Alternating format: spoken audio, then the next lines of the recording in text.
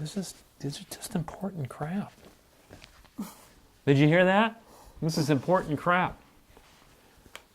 It really is. Don't make me come out there. Time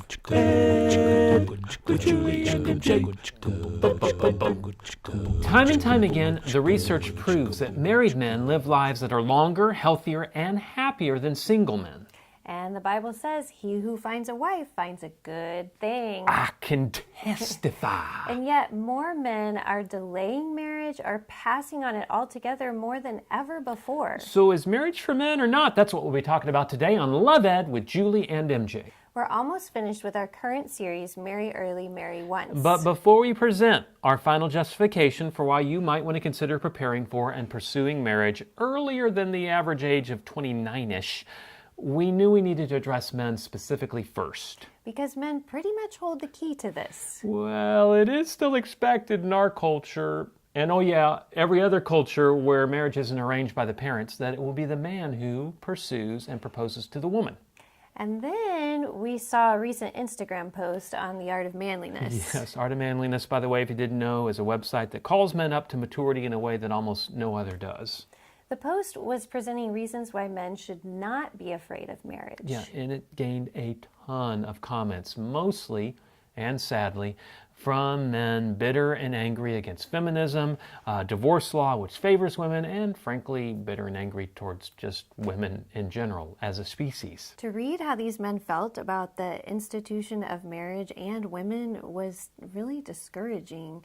And how vehemently they expressed those feelings was disturbing. Yeah, as I read some of the more appalling statements, I couldn't help but think, man, when you make these blanket statements against the entire female race, you're talking about my wife, dude.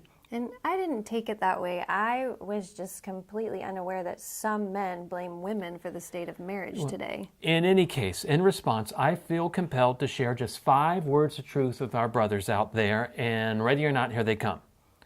Marriage is not about you. To be gracious, some of these men have obviously been very deeply hurt by women. Yeah, I even have great friends right now who are in troubled marriages where the wife doesn't want to work on the marriage.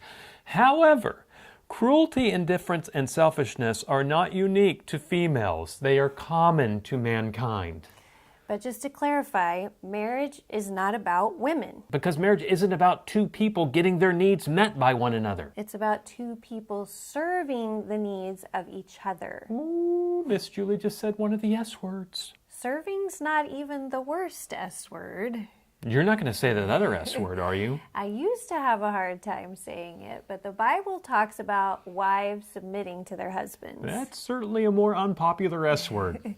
Specifically, Ephesians 5 instructs women to submit to their husbands as unto the Lord. However, before you men start getting Neanderthal on us here, man, the leader, Paul has an equally tough S word for us. Husbands, love your wives as Christ loved the church. And gave himself up for her. Which sounds a lot like sacrifice. Because that's precisely what Paul's talking about. Yet Paul didn't even use that S word. Which is probably why most men miss it, because we have to have things spelled out for us. And also we're probably distracted by the S word that Paul gives you guys. But if us men would listen to what Paul is saying to us, we would hear him say that Christ's sacrifice of his very life is exactly what is to define our obligation to our wives. So a biblical marriage isn't about the husband or the wife. It's about husband and wife. It's about oneness, which requires both parties surrendering their rights on behalf of the other. There's another S word. So let's address the why. Why does God ask both of us to surrender our rights? What's the point of all this serving and surrendering and submitting and sacrificing? Ultimately, God intends each and every marriage to be a living, breathing, personal, powerful example of God's love. Which is what Paul goes on to say in Ephesians 5. But to set up our final topic in our current series, Marry Early, Marry Once, there's a more practical reason for us to embrace the truth that marriage is not about us. And that reason is children. You don't even have to believe in God to understand that a stable marriage is paramount to raising healthy children. Research on this is very clear. Children raised in a stable two-parent home are less prone to drug experimentation, dropping out of school, sexual promiscuity, suicide, violent crime. This goes on and on. And in almost every case where the home is not stable, the missing ingredient is an absent father. But none of this changes the risk involved in marriage for men with a culture that seems against them, from feminism to the court system. Indeed, but I hope it changes your perspective of why you would want to take the risk.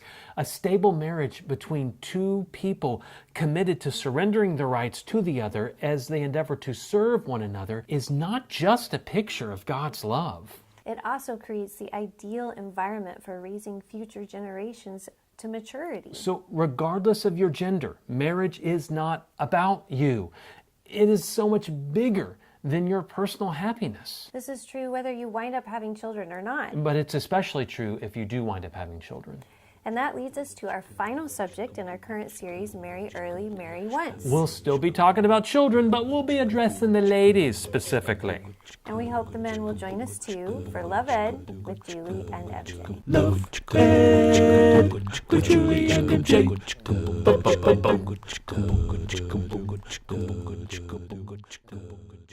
I didn't like that ending. Me neither, We but hope the it's men- all right. It's good for a and first that- round. Hi. Okay. I got a little mosquito bite. Would you like to see it? It's right there. Ow. I'm sorry. You kiss it? You kissed me.